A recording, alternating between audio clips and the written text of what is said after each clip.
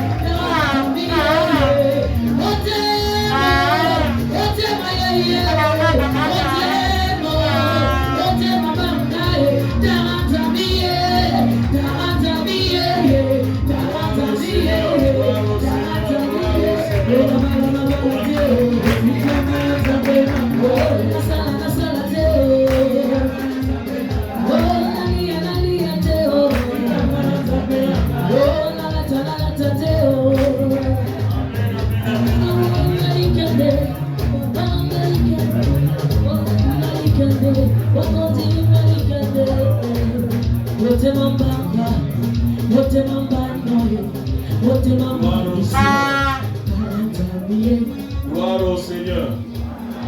La technique, est-ce que je peux avoir le micro, s'il vous plaît? La technique, s'il vous plaît. Attendez-moi le micro.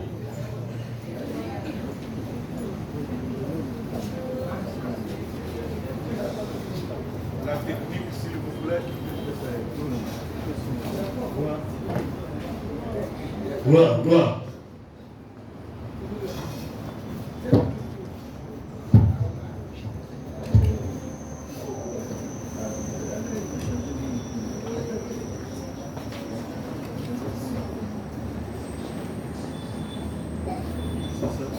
Que Dieu soit loué. Cher Saint-Esprit, nous te confions ces moments entre tes saintes mains. Nous voulons que le nom de Jésus soit glorifié à jamais, Seigneur, pour tout ce que tu es en train de faire. Toi qui as donné cette vision et cette mission, tu sais combien, Seigneur, le diable n'aime pas ceux-là qui prient en ton nom. Mais tu as toujours manifesté ta gloire et ta bonté en toutes choses. Que ton nom soit célébré pour ce que tu vas faire ce soir. Dans le nom de Jésus, nous te prions et nous te disons Amen. Amen.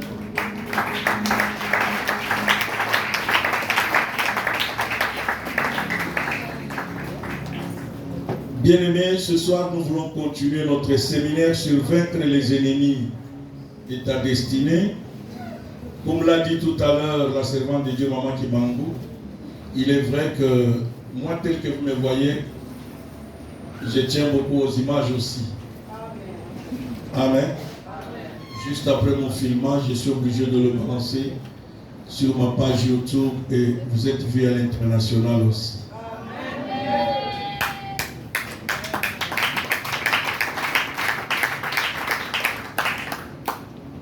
Pourquoi? Parce que le français dit les paroles s'envolent. Les écrits vont voir. Alors les images vont parler. Un jour que j'étais à Pointe-Blanche et que je t'ai rencontré et qu'on a parlé de Jésus et Dieu a fait des merveilles dans ta vie. Aujourd'hui le matin, nous étions avec Maman Aza. Elle me donnait quelques témoignages de mes enfants qui ont passé avec moi beaucoup de temps dans la prière agressive. Comment d'autres ont voyagé, comment d'autres se sont mariés et le Seigneur a fait de grandes choses. J'ai dit waouh! Je ne suis pas le seul qui est bénéficiaire de cette prière. C'est comme je vous l'ai dit hier, bien-aimé, j'ai développé en moi une grâce, c'est la foi. Dites amen. J'ai développé en moi une grâce, c'est la foi. Tu ne peux pas prier avec moi, rester la même personne. Non, le bas qui est balokayo. Mais même à Tabalokayo, moi je crois en un Dieu puissant. Devant lequel aucun sorcier ne peut résister. Moi je crois en un Dieu puissant.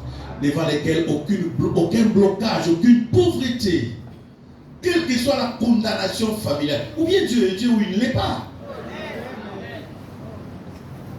Josaphat dit, Éternel Dieu de nos pères, n'es-tu pas Dieu dans les cieux? N'est-ce pas toi qui domines sur les royaumes des nations? N'est-ce pas toi qui as en main la force et la puissance, devant lequel nul ne peut résister? Je ne sais pas le Dieu que tu pries. Je suis venu motiver ta foi.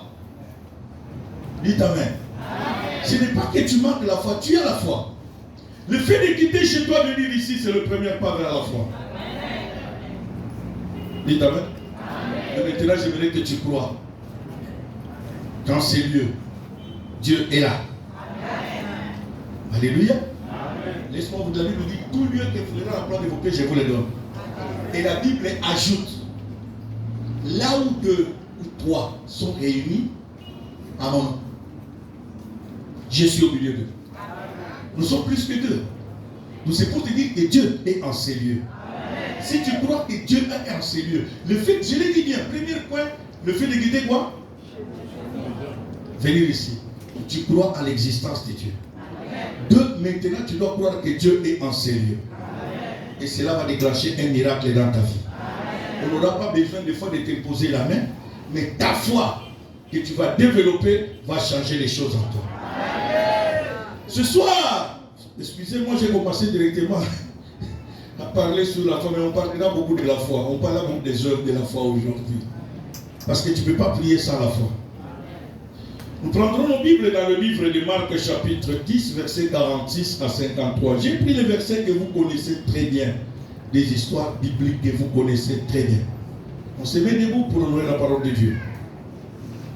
Pendant qu'on nous fait la lecture. Lisons la parole de Dieu dans le livre de Marc, le chapitre 10, le verset 43. Je vais lire au nom de Jésus. 46 à 53. 46 à 53.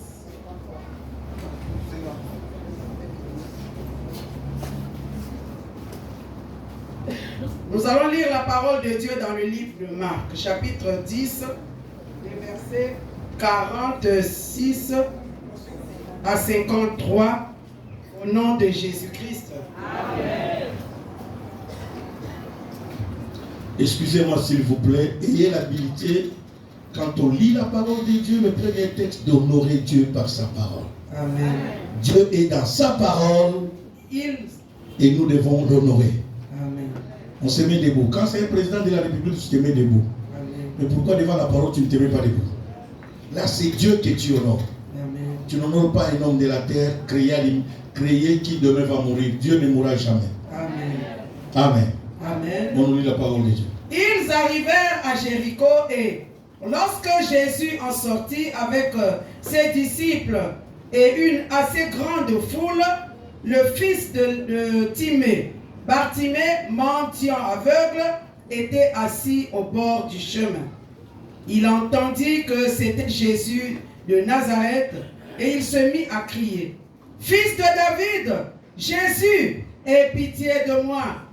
Plusieurs le reprenaient pour le faire taire, mais il criait beaucoup plus fort: Fils de David, aie pitié de moi. Jésus s'arrêta et dit: Appelez-le. ils appelèrent l'aveugle en lui disant, « Prends courage, lève-toi, il t'appelle. » L'aveugle jeta son manteau et, se levant d'un bond, vint vers Jésus. Jésus, prenant la parole, lui dit, « Que veux-tu que je fasse ?»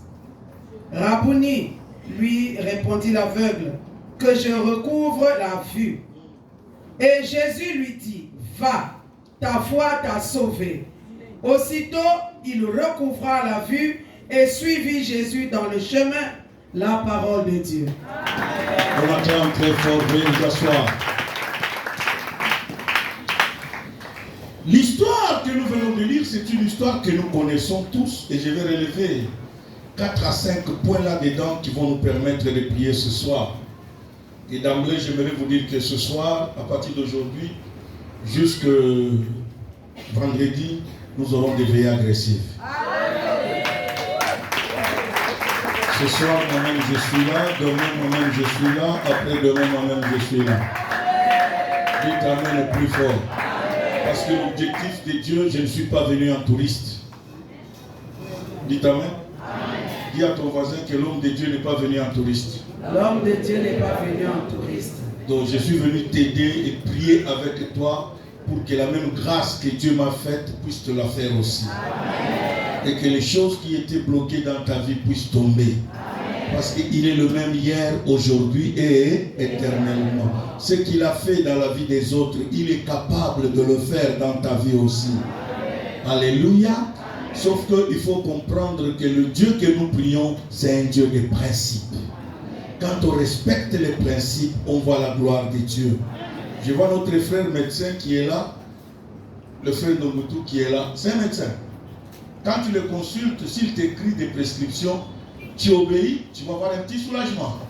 N'est-ce pas vrai? Parce que le médicament que le médecin nous donne, il a une date de fabrication et il a une date aussi de quoi? D'expiration. Les pharmaciens ou les fabricants qui ont fabriqué ce produit-là, ils ont des principes. Pour que ce produit-là agisse en toi, tu es obligé de quoi? De respecter ces principes. C'est ainsi que la vie chrétienne, beaucoup de gens ne la comprennent pas. C'est une vie de principes parce que Dieu lui-même, c'est un Dieu de quoi? Des principes. Avant de créer l'homme, la Bible dit, il a créé tout l'ossature qu'il a mis sur place. L'objectif, c'était que l'homme ne soit pas un paresseux sur la terre. Comme lui avait créé le ciel et la terre, les deux mondes, il a créé aussi des gérants de ces deux mondes. Au ciel, il y avait Lucifer et sur la terre, il y avait Adam et Ève. Quand Lucifer fut chassé du ciel, la Bible déclare qu'il fut précipité où? Sur la terre. Et quand il est venu sur la terre, c'était la jalousie qui l'a emporté. Pourquoi la jalousie? Parce qu'il a perdu sa place. Donc quand quelqu'un est jaloux, comprend qu'il a perdu quelque chose. Est-ce que je suis en train de parler à quelqu'un ce soir? Quand tu vois ton compatriote, ta soeur, ton frère devient jaloux de toi, mais toi seulement tu es là quoi. Il ne peut pas devenir jaloux pour rien comme ça. C'est parce qu'il a manqué quelque chose. Et que toi tu as reçu quelque chose de plus que lui. Et il devient jaloux de toi. Et c'est comme ça que le diable était devenu jaloux de l'homme créé à l'image de qui? De Dieu. Et il a commencé à chercher comment faire tomber aussi l'homme pour qu'ils deviennent ensemble les deux perdants. Comme lui avait perdu quoi? Au ciel. Il faut aussi que Adam perde quoi? Sur la terre. Et que les deux deviennent quoi? Comment on a perdu les yotik à la Nagoga? C'est ainsi que toi, femme mariée, fais attention avec les gens que tu marches. N'écoute pas les conseils de n'importe qui. Hein. Quelqu'un qui a échoué dans le mariage ne peut pas te laisser toi aussi continuer à réussir. Quelqu'un qui n'a pas la paix dans son mariage ne peut pas te laisser toi tu es quoi? La paix. Dites Amen le plus fort. Bon, l'histoire que nous venons de lire, bien aimé, pour que vous compreniez que c'est une histoire, Dieu c'est un Dieu de principe. On nous parle de Bartimée. Bartimée. En hébreu, Bartimée veut dire en français fils de Timée. Mais regardez un peu comment la tautologie se répète dans la Bible. On dit Bartimée, fils de quoi? Or, Bartimée veut dire fils de Timée. C'est comme quand on dit Robertson en anglais, ça veut dire fils de Robert. Nelson, fils de Nel. Le son là, ça veut dire enfant. C'est comme le bar.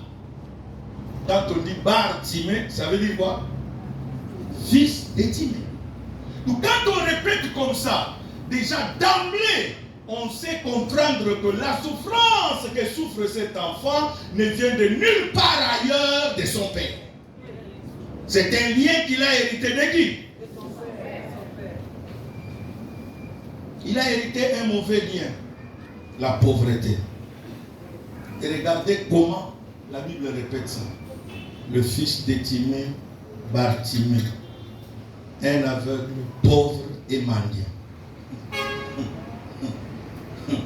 Alléluia. Un aveugle, pauvre. Et quoi? As-tu déjà vu un aveugle riche? Surtout chez nous en Afrique, ça n'existe pas. Dites Amen. C'est au moins en Occident qu'on peut trouver un enfant héritier qui est aveugle, mais qui a hérité l'argent de qui? De son père. Ici, chez nous, même si ton père est riche, c'est toi le sorcier de la famille parce que tu es aveugle. N'est-ce pas vrai? C'est toi le porte-malheur de quoi? Et on ne peut pas te laisser quoi? Héritage. Même si tu es fils unique. Mais ce garçon, comment a-t-il reçu la guérison? Comment ses yeux se sont-ils ouverts? La première des choses, je le dis hier, il y a beaucoup de principes qui vont se répéter. Vous allez constater que je vais le répéter, mais d'une autre façon. Il a commencé par identifier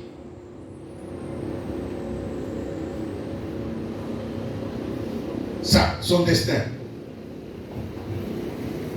Bien-aimé, quand tu identifies ton destin, les choses deviennent quoi? Faciles. Je vous ai dit hier, par la prière, l'homme arrive à identifier quoi? Son destin, sa destinée. À quoi Dieu t'a destiné?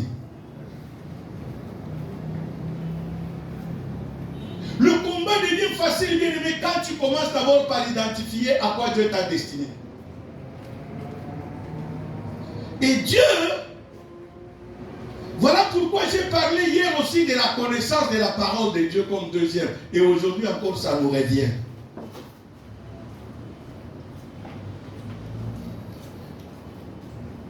Bien aimé, Dieu ne peut pas te faire rencontrer avec les gens par hasard. Le hasard chez Dieu, ça n'existe pas. Dans le jargon de Dieu, il n'y a pas quoi? Hein? Du hasard. Quand Dieu te fait rencontrer avec quelqu'un qui te donne une bonne nouvelle concernant ton problème, dis que Dieu m'aime. Il peut te faire rencontrer avec un prophète.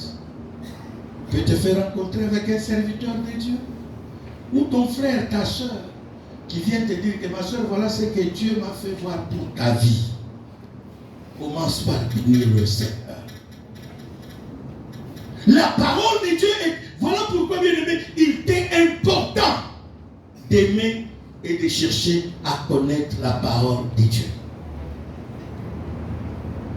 Quelqu'un qui aime la parole de Dieu, un jour, Dieu finira par lui révéler à quoi tu as été destiné. Jérémie dit, chapitre 29, à partir du verset 10-13, car j'ai connu le projet que j'ai formé sur vous. Projet de quoi? Et non des malheurs. Afin de vous donner un avenir quoi? Et de l'espérance. Bien aimé, Dieu ne peut pas te faire rencontrer avec quelqu'un pour rien. Voilà pourquoi Habakkuk dit, grave cette parole sur des pierres. Si elle tarde, attends-la. Car cette prophétie finira par quoi? Alléluia. Elle finira par quoi? Donc tu es obligé de... Bien aimé, moi j'ai toujours conseillé aux gens, aie un petit carnet qui reste toujours au chevet de quoi? De ton lit. Tout ce que Dieu te révèle, note. Même si tu ne comprends pas, note. Et prie le Seigneur, il va t'apporter l'interprétation. Bartimée a connu la grâce. La Bible dit, sur le chemin où on le posait pour quémander, il était là pour faire quoi? Parce qu'il était pauvre et malheureux. Il était là pour faire quoi? Je ne sais pas si je parle à quelqu'un ce soir. Il était au bord du chemin en train de quémander. Mais il a entendu le bruit. Il a posé la question. Pourquoi les gens crient-ils? Et on lui répondit que c'est un monsieur qu'on appelle Jésus qui est en train de passer. Un monsieur qu'on appelle Jésus? C'est qui Jésus? Alléluia. Et les gens à qui il a posé la question ont commencé à lui parler de qui était quoi? Il dit, tu ne le connais pas? C'est celui qui fait marcher les paralytiques. Ah bon? C'est celui qui donne le mariage au célibat. C'est celui qui donne les enfants aux stériles. C'est celui qui ouvre les yeux des aveugles. Là, ça devient quoi? Intéressant. Ah bon? Il ouvre les yeux de qui? Donc comme moi je suis quoi? Aveugle là, cet homme peut m'ouvrir quoi? Excusez-moi, je vais prendre ma pochette.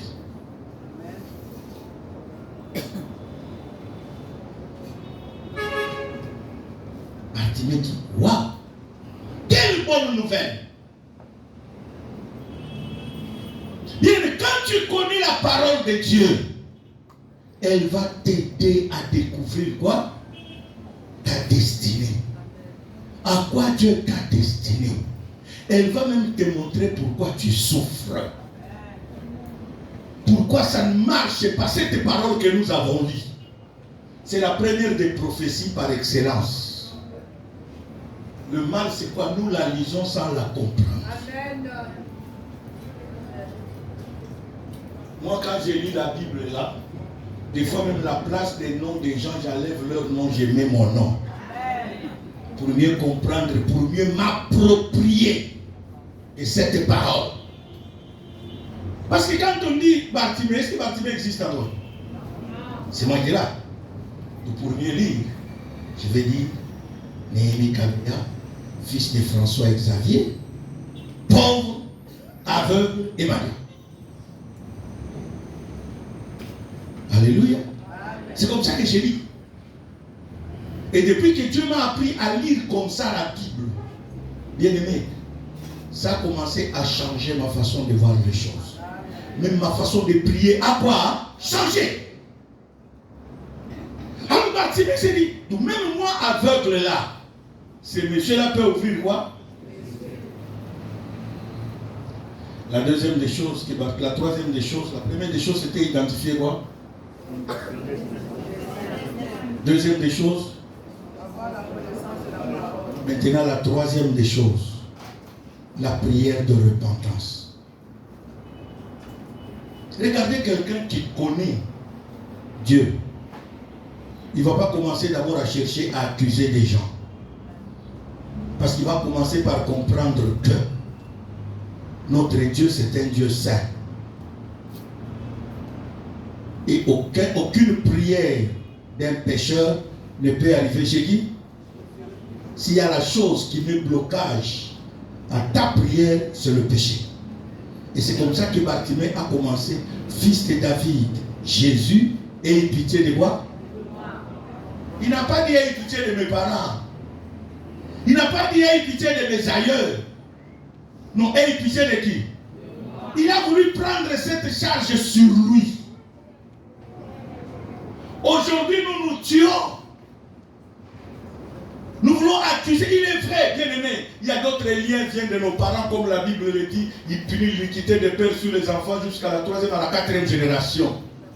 Et la Bible même ajoute dans Ézéchiel, les parents ont mangé le raisin, c'est les dents des enfants qui sont quoi? Mais le même verset là, quand vous continuez avec lui, la Bible dit, cette fois-ci, il n'y aura pas que les enfants ont mangé les dents. Celui qui a mangé le raisin, c'est celui-là que les dents vont quoi, hein? Être agacées. Moi d'abord, je dois avoir la délivrance. Dieu a changé le langage. Hein? Dites amen le plus fort. C'est comme ça que Bartimée s'est approprié de ce péché-là. Il a dit non. Je ne veux pas accuser mes parents. Peut-être c'est moi-même qui ai l'objectif de moi. Il a crié, fils de David, aie pitié de moi. Je vous parlais tantôt de la jalousie. C'était une introduction. Retournons sur ce texte. Les mêmes personnes qui ont dit à Bartimée, il ouvre les yeux de qui? C'est les mêmes qui lui ont dit, tais-toi, il ne t'entend pas.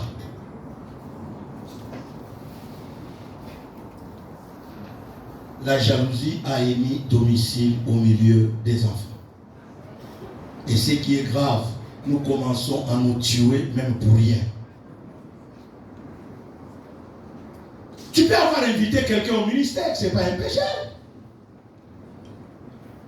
Mais si Dieu fait grâce et que celui-ci entre dans la grâce des hommes de Dieu, toi tu commences à avoir la jalousie. Pourquoi?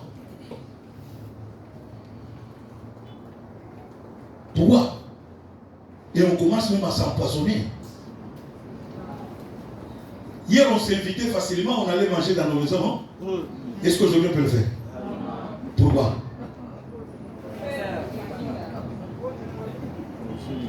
Si maintenant je commence à avoir peur de ma fille ici, alors je serai proche de qui? Aussi entre nous cet amour n'est pas là. Or la Bible dit, aimez-vous les uns les autres. Et quand vous lisez dans Actes des Apôtres, à chaque fois que les disciples étaient unis dans l'amour, Dieu opérait des miracles. Lisez la Bible dit, tous d'un commun accord. Ce qui suivait. Mais comment je peux prêcher? Je ne suis pas d'accord avec Maman Kibangou. Je ne sais même pas voir son nom. Elle est incapable de m'offrir une bouteille d'eau. Dès qu'elle me donne au nom de Jésus, je... Quelle sorcellerie! Laisse-moi vous dire une vérité. Des fois, nous nous sommes conduits en erreur. Est-ce que tu sais qu'un sorcier d'une autre famille n'a pas l'autorisation de t'avoir sans l'autorisation de ta propre famille? Le monde spirituel sont organisés, ils savent comment ils fonctionnent. Prenons l'exemple. C'est comme aujourd'hui notre pays, le Congo-Brazza ici. Avec l'Angola. Dites amen. Pour que l'Angola ait la même mise sur le Congo, il faut qu'un Congolais trahisse. Même quand nous sommes en guerre, il faut qu'un chef militaire congolais donne notre plan à qui? À l'Angola, pour nous vaincre. Est-ce que je me fais comprendre? Et la Bible dit, la nature ne vous enseigne-t-elle pas quelque chose? Peuple de Dieu, quittons l'idiotie spirituelle, s'il vous plaît. Quittons l'idiotie spirituelle, s'il vous plaît. C'est pour cela que la connaissance de la parole de Dieu est importante. Ce matin, je le disais à maman Jean, j'ai dit, vous savez, des fois, nous combattons des choses que nous ne connaissons pas. Bien aimé, quand tu connais ton ennemi, la victoire devient quoi? Pourquoi Moïse avait envoyé des espions à Canaan? Hein? Dans la guerre, on ne peut pas aller à la guerre sans connaître l'arme de l'ennemi. Dieu dit à Moïse de prendre possession de Canaan. Moïse a envoyé 12. Et parmi les 12 espions qui sont partis, il y avait Josué et Caleb. À leur retour, les 10 ont fait un faux rapport. Oh non, ils ont commencé à vanter l'ennemi. Moïse, nous ne pouvons pas. On a trouvé les gens de la race des géants. Voici leur taille, voici leur poids, voici ce qu'ils font. Mais Josué et Caleb ils disent à Moïse, homme de Dieu, écoute-nous très bien. D'abord, regarde le fruit que nous avons trouvé là-bas. Regarde les raisins que nous t'avons apportés. C'est ce que Dieu veut que nous allions voir, manger. Tout voilà notre destin, c'est Canaan. Dites Amen le plus fort.